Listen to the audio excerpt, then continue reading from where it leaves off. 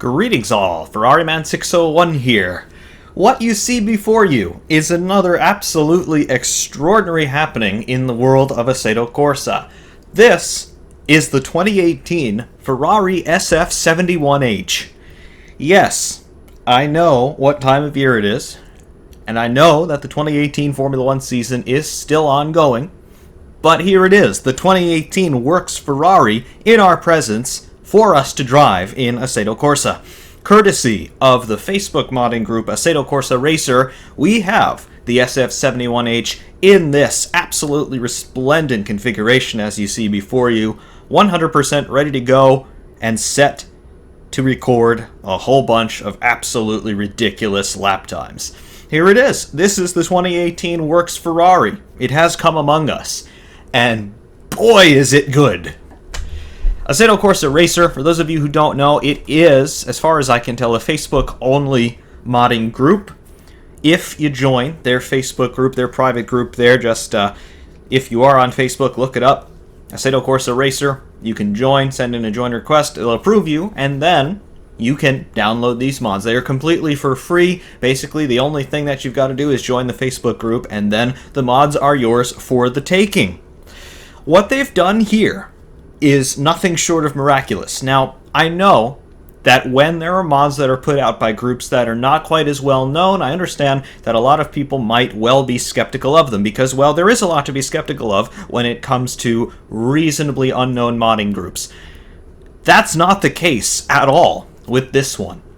What it appears has happened here is the ACR guys have taken the Kunos SF70H, the 2017 Ferrari, as a baseline, and they have greatly improved upon it, basically bringing the 2017 car up to the 2018 spec. And that's actually not too far away from what Ferrari themselves did. Obviously, the family resemblance between the SF70H and the SF71H, it's pretty striking, and you would expect to see things like that, given that there is only 1 year between those two cars. But there are some pretty significant changes made between 2017 and 2018, both in the real world as well as here in Assetto Corsa, and we're going to go into some of those changes right here, right now. First, a little bit of information about the SF71H. It is, of course, built by Ferrari for the 2018 Formula 1 season, and that is this car's only and explicit purpose. The chief designer, in other words, Ferrari's technical director, Mattia Binotto, he oversaw the design and manufacture of the SF71H, and of course he's still leading the charge for developing this thing as we head into the second half of the 2018 season. Technical specifications that we know of, remember these active duty Formula 1 cars, they are very closely guarded trade secrets. The wheelbase is 3,714 millimeters. The engine in this thing, it is the Ferrari Type 062 Evo. It is a 1.6 liter V6, turbocharged, and of course it is also paired with hybrid energy recovery systems. Engine's rev limit, according to the regulations, 15,000 RPM. In practice, it doesn't really exceed 13,000, and that's even a seldom occasion.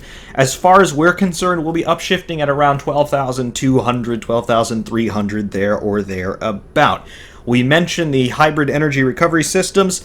It has electric motors in there, one of which drives the turbocharger, basically to cut down on turbo lag to bring it to basically zero. There's another Kurz-style motor that powers the rear axle, thus giving the car a little bit of a boost as it's going around the lap. That boost equates to about 160 horsepower.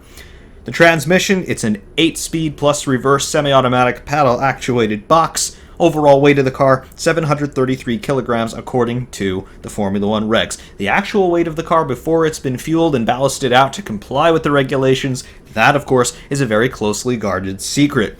Fuel, Shell V-Power, lubricants, Shell Helix Ultra, and the tires, of course, control tires in Formula 1, Pirelli, the P0 compound for the dry weather conditions, and the Cinturato for the wet conditions, both the intermediates and the full wet compounds. The wheels, OZ Forge Magnesium, 13-inch diameter. I know that there's been some controversy surrounding the wheels in Formula 1, particularly the new regulations that could be coming for 2021 in terms of the overall diameter of the wheels. I like the 13-inch wheels, quite honestly. You get these thick and fat tires that absolutely look awesome, and really Formula 1 cars have had small wheels for quite a long time now. I think they should remain, but hey, I am not making the rules here. As of the time of this recording, the SF71H has participated in 11 races, all in 2018. Thus far, it has won 4 of them, been on the podium 13 times, taken pole position 5 times, and scored fastest lap 2 times.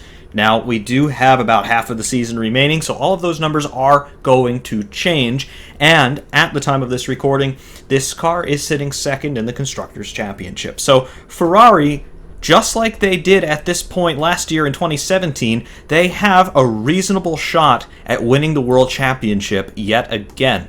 This could be the second year in a row where they've been right there and then it's all fallen apart at the last moment, or this could be their year.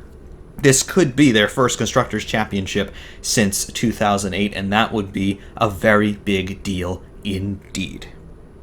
Anyway, Assetto Corsa Racer, the ACR guys, what have they given us here?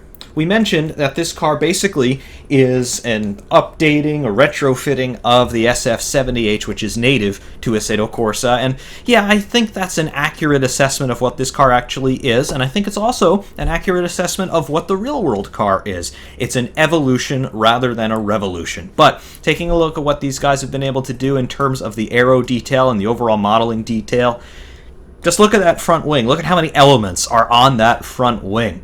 Counting the principals, we've got 1, 2, 3, 4, 5, 6 primary flap elements per side, and then we've also got these cascade elements zooming into here.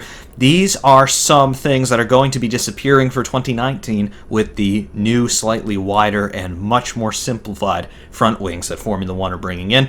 But for the moment, we have these cascade elements. These look a little bit more simplistic than what Ferrari are currently running. Again, you've got to start somewhere with a model like this. You have to pick a specification to emulate, and this is the specification they chose. This looks like an earlier season variant of the wing, but it is accurate nonetheless. These cascade elements looks like we've got 1, 2, 3, 4, 5 of them, and then of course we have the outboard end plate sections of that front wing with the double inverted U channel, and then the little turning vanes, the dive planes if you will, right there on the outer edge of that end fence. Across the nose of the car, very similar to the SF70H, you can see the thumbnail nose tip, and then moving up we can see the front wing mounted on those pylons, actually mounted quite far back on those pylons. Not too much carbon holding that wing on, but they make it work. The geometry and the overall angle of the nose cone, pretty much this is dictated by the regulations. You see all the Formula 1 cars having these low noses. That was instituted a few years ago, just trying to get the nose tips down to reduce the possibility of there being any sort of penetration into the cockpit of another car should there be a 90-degree T-bone style accident, which of course never happens, but there you go, you've got the noses looking like this. Moving the rears into the section where the nose cone interfaces with the front of the monocoque, you can see the suspension pickup points. Double wishbone push rod suspension on the front of the Ferrari, very nicely detailed as you can see. And then moving a little bit of rears, top side on the front of the monocoque, you can see this duct exiting the top of the nose. That is an S duct, the intake for which is down here. You can see this little strake running across the lower circumference of the nose tip. Yep, that's the inlet for the S duct. And then up here, that's the outlet. Again, you're generating basically free front downforce there. Really, you're not causing too much drag, so a lot of teams now running S-ducts, and that's something that Ferrari debuted in Formula 1 all the way back in 2008 now. Continuing to move the rears on the monocoque, you can see as we head toward the cockpit, there's Halo, of course instituted for 2018 in the name of driver head protection. Love it or hate it, there it is, and of course it's been emulated here on the 71H. Moving down lower again, you can see we have 3 sets of canard wings across the front of the monocoque. 2 right next to the S-duct outlet, 2 more slightly rears, and then 2 more just forward of the cockpit, and you can see how Ferrari are trying to use those to steer the air into the side pod inlets to feed the radiators. Moving lower in the front zone of the car, you can see the barge boards. Here they be. Not that complicated, really. We used to see barge board designs 2007, 2008 that were absolutely ridiculous in terms of their levels of complexity. Not so much here in 2018, but it is still an area where the designers do get to play, and you can see we've got these gills cut here into the barge board surfaces. They're not enclosed, but they are just trying to get air to spill around this section of the side pod where it will hopefully stay attached and then feed the diffuser there at the back.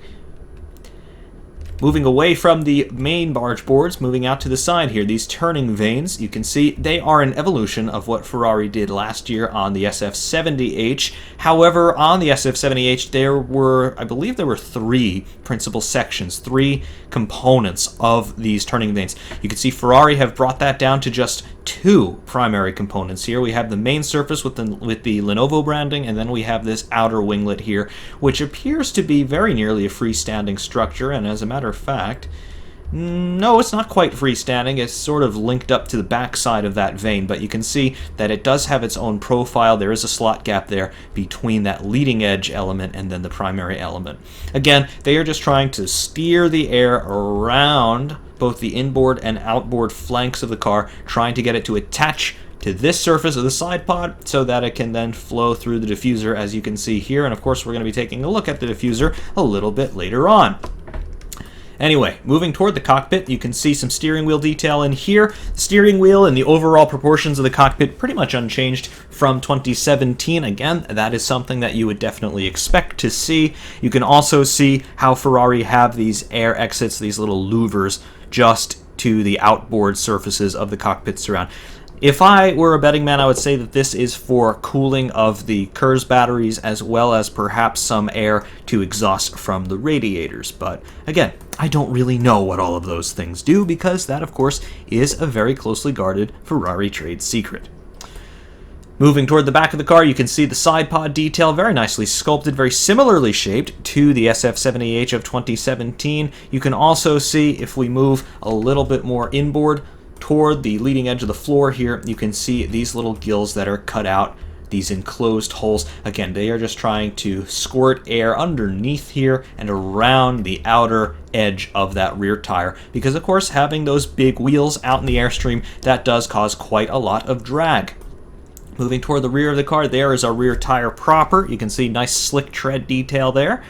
Moving toward the rear, you can see the wheel hub carriers here integrated with the rear brake ducts. Lots of winglet activity going on, as there always is, very nicely detailed. And then we get to the rear zone and the diffuser.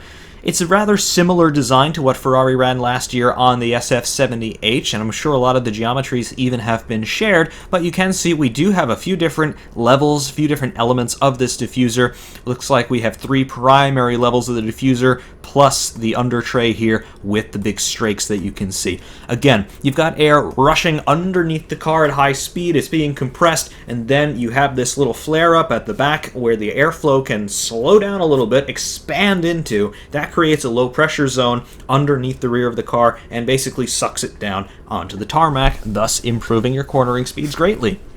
Moving up a little bit, you can see there's our rear crash structure integrated with our rain light. Very nice detail here with the lensing, as well as the little screw heads there just holding the lensing in place. Here's the exhaust outlet there. The center exhaust is the turbine exhaust out of the engine, and then the two outlet pipes on either side of that, that is for the turbocharger wastegates.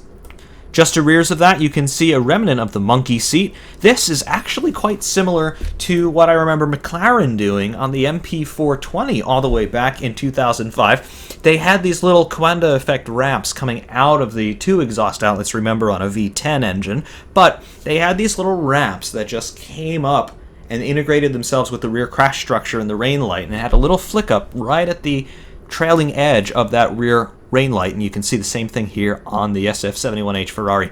Very cool.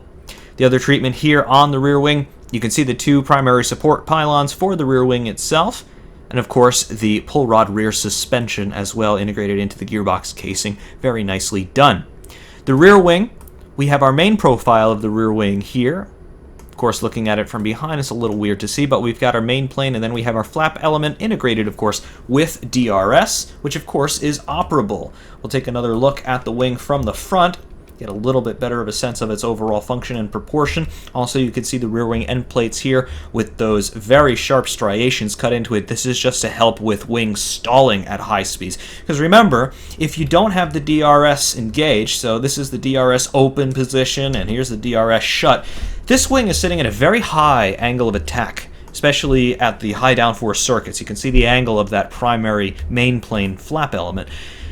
That can cause a wing stall, same as in an aircraft, so you need some space for the excess air to vent, and that's what the purpose of those little striations, those gills, are. That's also going away for 2019, so we're going to have some very different rear wing designs in not so distant a future. But anyway, yes, there is your treatment on the rear wing. DRS is operable, and yes, it does make a pretty big difference as you're going along on track. Coming across the other side of the car, same details that we've seen before, just slightly shadowed now. And then, yeah, coming back across to the front. This is a very nicely well put together package, I must say. Very cool to see from Assetto Corsa Racer. And very cool, of course, is the opportunity to drive a works Ferrari in the same year that it's competing. Regardless of that, time to go into the cockpit. Show you what's going on in here as we fly through the side of Halo, coming in through here. The car is obviously switched off, but this should look very familiar to all of you, especially if you've spent any considerable time in the SF70H. Steering wheel is essentially unchanged from the 2017 car, as is the cockpit surround, as are the mirrors. I know Ferrari, they're doing something different with their mirrors nowadays, but this was the launch spec, and you can see basically 2017 mirrors carried over onto this car. Very nicely put together. I don't really have any criticisms. I don't really even have any suggestions. The only criticism I'll make, you can see the Twitter handle, @Scuderia Ferrari. That's got to just be on a red backdrop, same color as the cockpit surround. That's it. That's literally the only criticism I've got, at least from a visual standpoint. Nice detail on the seat with the foam buttresses there just for the driver's shoulders to bang up against. Good detail on the cockpit surround and the headrest. Good detail there on the intake snorkel. Good detail on the T-wings there, the roll bar wing with the onboard camera integrated, as well as the little side wing camera mount there. You can see the camera lenses in both of them. That's absolutely excellent. You can also see the structural elements of the roll hoop going through the outer regions of the air snorkel there. And that, of course, is also serving to delineate different zones inside that snorkel for directing the air into different locales in the engine bay.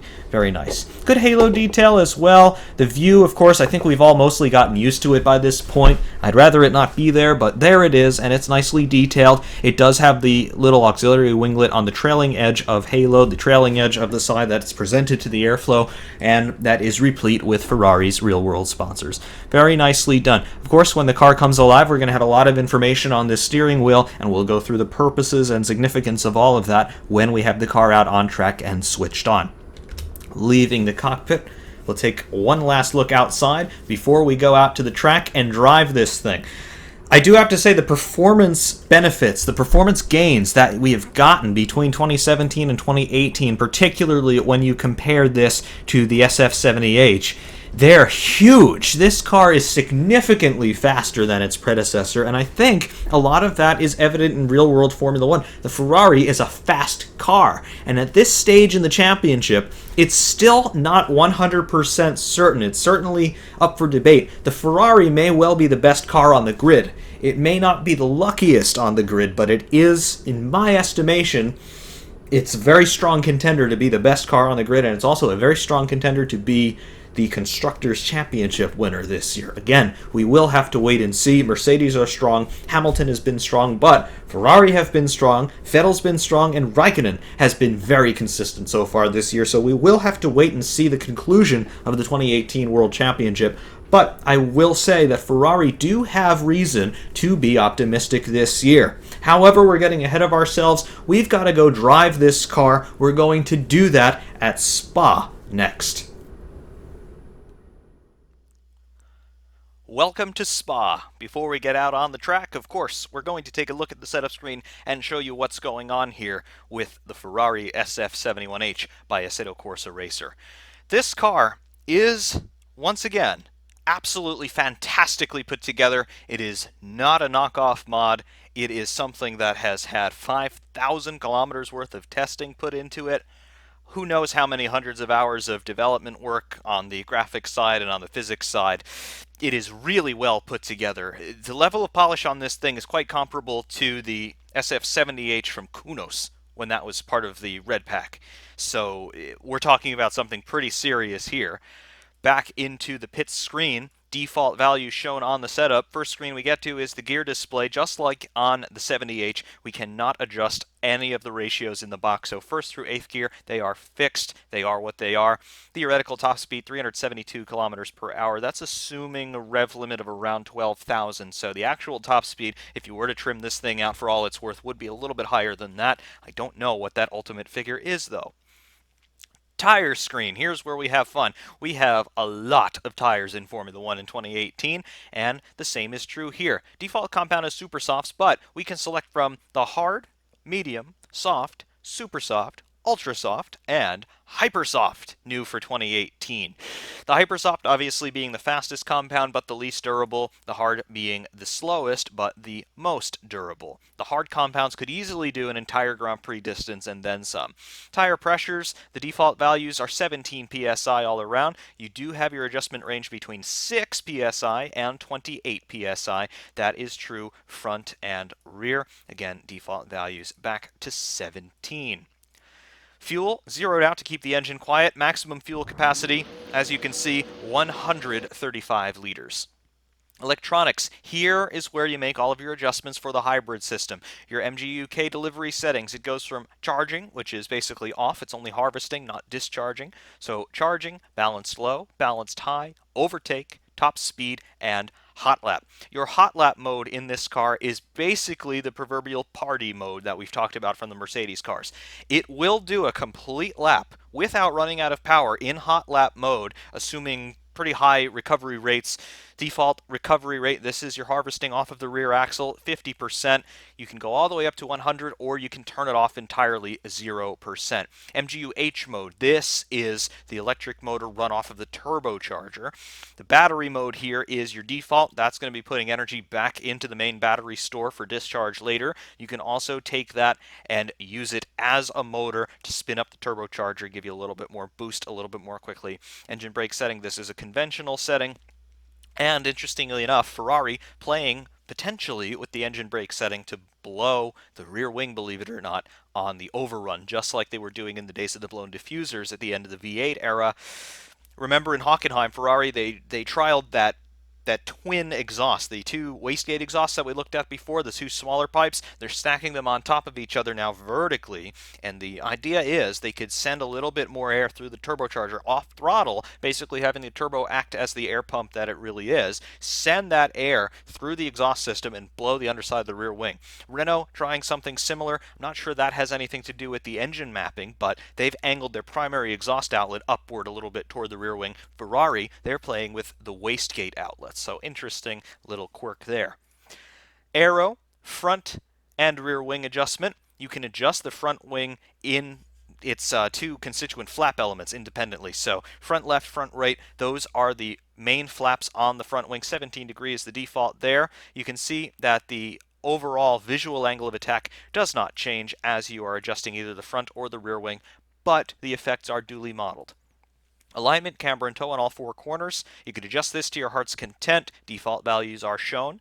Dampers, your bound and rebound, fast and slow on all four corners there. Again, default values shown. Generic, brake bias, and brake power. 100% brake power is the default. Brake bias defaults to 55% to the front. Heave dampers, your bound and rebound, fast and slow. These are your front and rear third springs. This controls ride height to an extent. It also controls that porpoise action that you get under braking or over those bumps there, particularly on some circuits that are more bumpy heading into the braking zones. Monza, the second chicane, is a good place for this. You'll get that porpoise effect. This will control the bound and rebound of that. The advanced suspension settings, your packer rates here, and then your travel ranges for the suspension travel. This is for the push rod. This is also going to affect your ride height a little bit. suspension settings, anti-roll bars front and rear, wheel rates, and your proper ride heights. That's another adjustment to the crank length, the belt crank length on the push rod there for more ride height control. Various steering assist defaults to 65. You can see most cars in Assetto Corsa will bring that all the way up to 100. This one goes up to 90, 65 there being the default value, go all the way down to 55. Again, that's basically your power steering. I do have to say the force feedback in this thing feels really, really nice. Anyway, we will load up a baseline setup here that I've put together for testing purposes and really hot lapping purposes. Fuel level is 24 liters. We'll put a little bit more in it. Bring it to 35. MGU recovery to 100. MGU-H mode to battery. Engine braking unchanged. Aero, see what we're doing here, 16 degrees all around. And then all of our suspension settings are pretty much default. Haven't really done any adjustment because it feels good enough right out of the box. Into the cockpit, now you can see everything is alive. We've got the full suite of instrumentation ready to go. Steering wheel is up. You can see all of the information there. Starting from the top left, you can see the 35.0. That is our fuel level in liters. To the right of that, the green bar, that is our power reserve in terms of the electrical energy left on this lap. That's at 100% full. It will tick down from right to left as you go through the lap and expend your electricity. Over on the right-hand side of the upper right corner of the steering wheel, the display, you will see a live delta display. We haven't turned a lap yet, so there's no delta to display. Below that, moving downward on the right, you can see 720 ticking by. That's our current lap time. Below that, you can see the blue 69. That is the temperature of our MGU batteries. Moving left toward the center, the 100, that's the total power reserve remaining in the MGU battery pack. That's not the power reserve for the lap, that's the total electricity available in the vehicle. You can think of that as your state of charge. The red numbers, the red 2350 in the bottom left, that's your engine RPM, idling at 2,350 RPM. Above that, how many laps you have turned, and then the current lap that you're on. We're on lap 1. Of course, across the top, you can see 3 status lights, DRS, so that tells us that our DRS is available. If I open the flap, you can see the DRS second light underneath the S in DRS comes open. Close the flap and the light goes off. K2, that's just your status light for the MGU system. It is up. Aside from that, that's basically everything you're going to get on the steering wheel. We'll have a gear indicator, obviously, all the way up through the box into 7th gear and 8th gear, down through neutral and reverse. We'll also have our speed readout in kilometers per hour. Without further ado, and before the car overheats, let's get out on the track.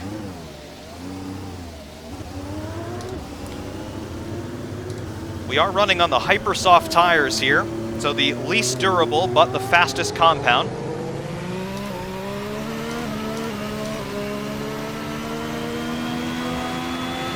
MGU-K delivery to charging. Our harvest is 100%, again harvesting off of the rear axle. Basically it's a second set of rear brakes. DRS open down the Kemmel straight for the first time as we bring it up to speed. No hybrid assist, but DRS open 316 kilometers an hour before we jump on the brakes a bit early for the Coon.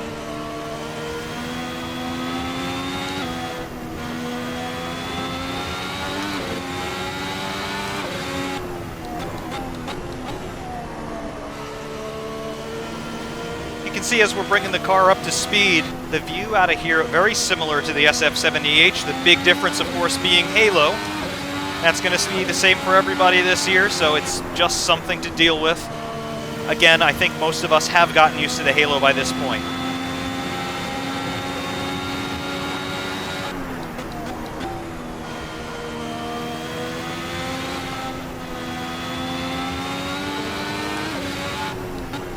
Bringing it up to speed.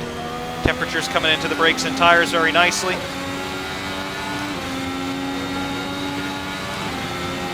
At this point, you've also gotten a chance to sample the sounds a little bit.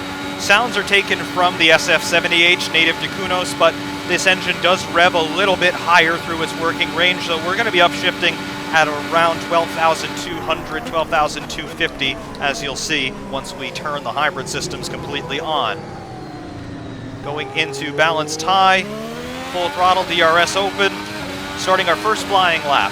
There's the live delta coming up in the upper right of the steering wheel. Into La Source on the power, little bit of wheel spin. no problem. Up into 8th gear already, diving down the hill, through Eau Rouge, now through Rédillon, up the top, onto Kemmel Straight. DRS open. You'll notice 93% remaining in the overall MGU store, charging a little bit. No discharge in 8th gear in the balanced high mode, and our MGU H is still in battery, so we will get a little bit of charging down the straights at the expense of all-out power and a little bit of straight line speed.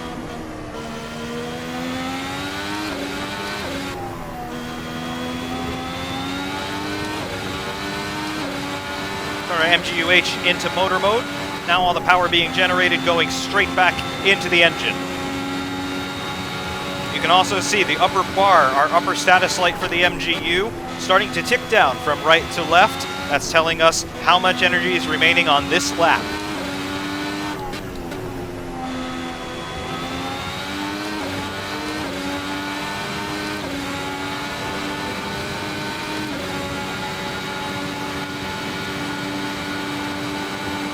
You'll see here now that we're up to racing speeds, we can start to make a comparison, namely to the SF70H. This car feels fundamentally quite similar to the 70H, but it has been worked out quite a bit. The differential in particular. I know that Matteo and the guys over there at ACR did a lot of work, particularly on the differential. This car does not have that sort of wishy-washy understeer that so plagues the SF70H. This car is so poised on the front axle, it's able to rotate so well into the corners, particularly high-speed corners. It just rips all day long. Go to Silverstone and you really see what I mean. The high-speed corners there, for example, Kopp's Corner, and then through Maggots and Beckett's, you don't even have to lift. It's just flat out in 8th gear all the way down to Chapel Corner. It's crazy.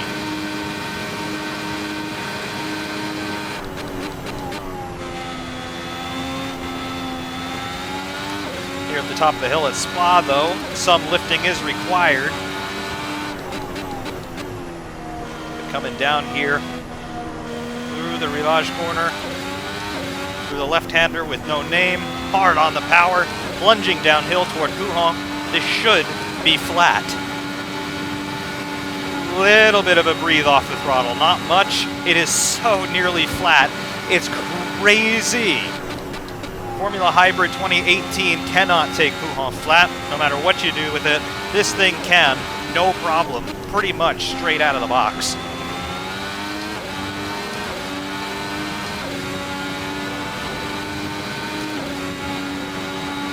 Already over a second faster on this lap than we were on the previous. And we have 26 liters of fuel on board, so we're not completely stripped out. If I were really going for lap time, I'd be carrying less fuel than this. But you can see the times are still quite impressive coming across the stripe here. That's a 144.36. Can't quite remember off the top of my head what pole position was last year, but that's not too far from it. 2018 is definitely going to be faster around this place, that I can promise you.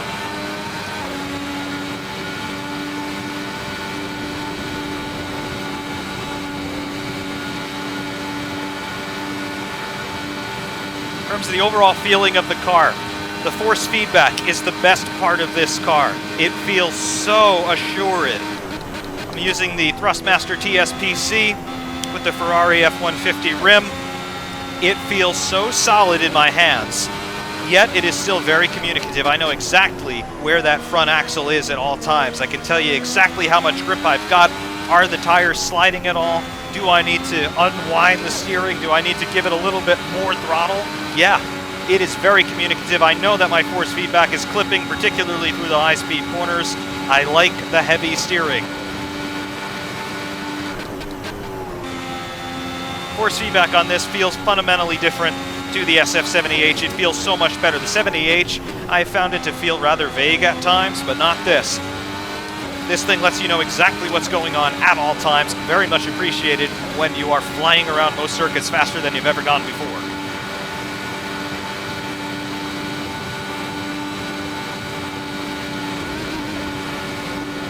A little bit of a mistake there, picking up the grass through Blanchimont at 195 or so miles an hour.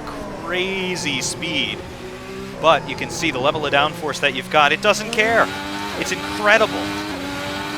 Let's go into hot lap party mode. Now we have full MGU deploy all the time. You'll see that we will not run out of electricity on this lap despite using maximum power. Into 8th gear already. You don't even think about going through Eau Rouge and Rendition anymore. It's just flat out, no problem. It's basically a kink.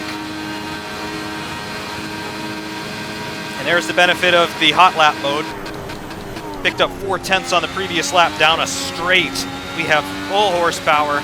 This is only rated at about 880 or something like that. That can't possibly be correct. This thing feels like it has a lot more power than that. But the traction, especially on these Hypersoft tires, wow, look at this. Having to lift a bit, but it's insanity how much grip you have. Again, so far on this lap, we're gaining our time down the straights. It's ridiculously quick.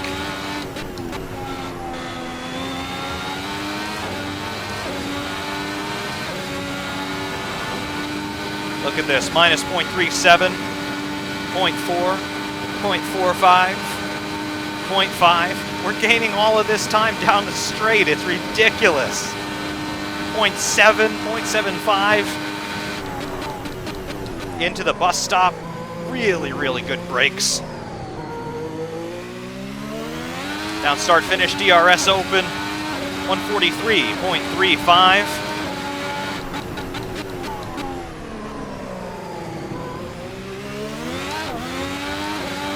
Look at that, already 0.19 faster, and we've gone through one corner. The way lap time builds in this car, it's... I've never seen anything quite like it.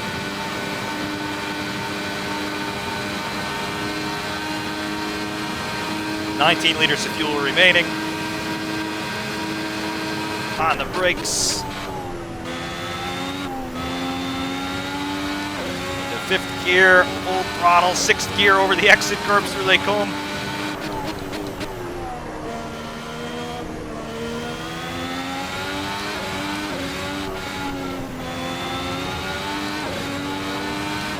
Tons of exit curb at the top there.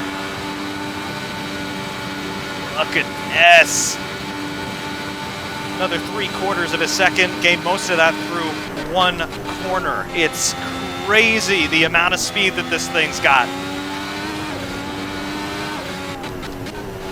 You have the capacity to put this car exactly where you want it at all times. There's no vagary, there's no doubt, there's just pure pace. It is, I dare say, the fastest thing I have ever driven this side of the Red Bull X2010.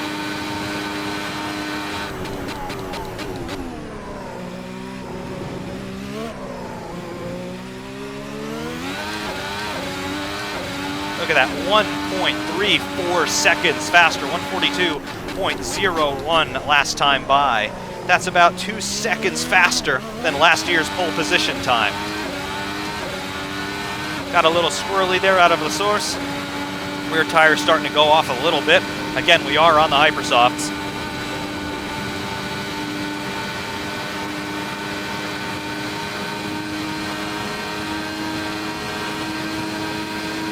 But just so much speed, so much power down the straight, so much power out of the corners.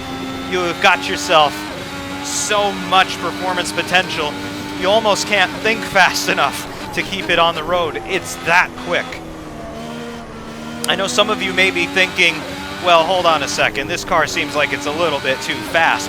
But, you know, compare it to the lap times that we've been seeing this year. Out of the tracks we've visited so far, I think the most indicative one is Austria so far, in terms of where we could do a one-to-one comparison. My lap times are only a couple of tenths slower than pole position. That's what I'm able to do, without much setup work. And I'm not far off of pole position in Austria with this car. So, those of you who are saying, well, maybe this thing's too fast, I don't think so. This may actually be quite believable.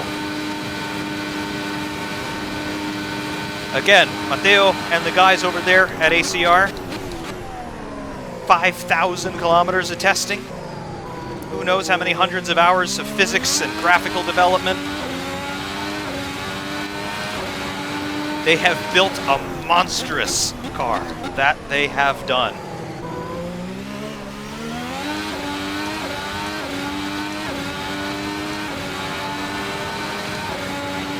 It's just so good. It goes, it stops, it turns. It gives you great feedback. The brakes are the best thing. Really, it's the brakes and the differential. Just the amount of confidence that you can get braking into a corner. I mean, watch this. Halfway down the curb, on the brakes, full power, doesn't care. Cadence brake off. Then throw it into the coom as much as you want. The brakes and the differential, couple that with the front downforce, you have got yourself so much performance potential. I would say half of us, myself included, won't even begin to approach the potential of this car in our first couple of runs. I know I did it the first time I drove it. I was driving it like it was the 70H. And then after my second or third run, I realized, well, hold on a second. I didn't even come close to having a moment. Surely there's more speed in it. And then I did that, throwing it into the corner at half throttle at 200-something kilometers an hour, and it stuck. And that's when my brain said, oh, that's what we're playing with. We have got so much performance. That is the title of this review. So much performance. And again, look at the lap times so far this year. It's real.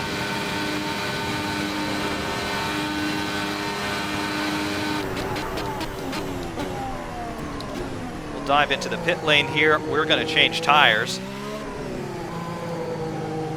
We're going to go for it. Got about 10 liters of fuel remaining. Go on Hypersoft's, not going to add any fuel. I like the wings where they are.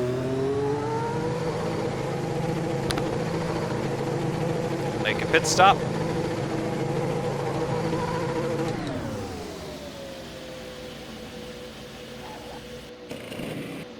See the pit crew animations there.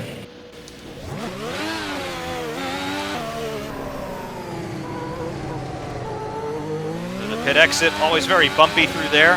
No problems. I'll just bring this set of tires up to temperature on the outlap. Here's our fuel light at 10 liters, no problem. Still got at least another 2 laps in it, probably a little more. On the brakes, 4th gear, clip the apex again. Keep it in on the exit, clip the apex here, go wide on the exit.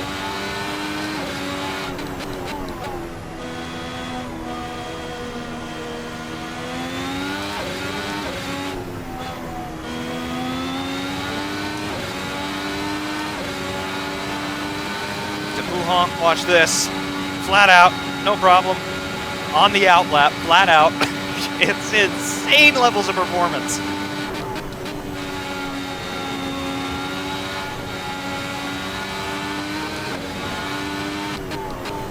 Gear. SF70H will be in 3rd gear here. Through Stavolo, rejoining the old part of the circuit. Get ourselves configured for the hot lap run. Should have about 7.5 liters of fuel remaining at the start-finish line. Into hot lap mode. Full power. Manual curves deploy, DRS open, across the line, let's go. 2nd gear, pick up the apex curves, get on the power as early as you can, light them up. 2/10 quicker already through 1 corner. Rouge Radio, manual curves deploy the whole time. Down Camel waiting for the DRS line, there it is, open the flap. 325, 330. 332 or so. On the brakes, 4th gear, pick up the apex again, keep it in. Last apex, last exit, manual curves. Pick up a little bit of dust there on the exit. 3rd gear, throw it downhill, understeering all the time, on the power, 4th, 5th, corner with no name, on the power, use all the exit curve. 7th gear, 8th gear, coming downhill toward Wuhan. Don't lift, flat out, all the way through Wuhan in 8th gear, 310 on the exit. Coming down into the final chicane, 5th gear, throw it in, play with the throttle a little bit of trail braking if you must. Through the exit, hard over those exit curves, 7th gear, coming down through the Stavolo complex, wide over those exit curves through Stavolo proper. Now, back up the backside of the circuit, coming back uphill all the time. 7/10 faster on this lap thus far. 4.8 liters of fuel remaining. 0.75 is our lap time improvement. On the brakes for the bus stop. 2nd gear, about 60 kilometers an hour. Final apex, nail it to the line. DRS open, manual curves deploy, 141.53. Best lap of the session. And now I'm out of breath.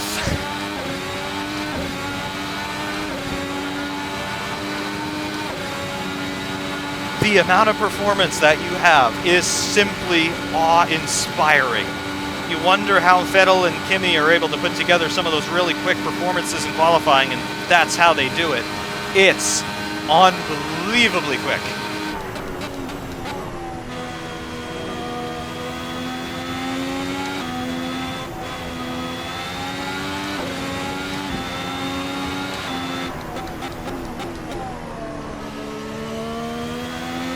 Liters of fuel left. We should make it to the pit lane again. Just taking it easy. We're cooling down.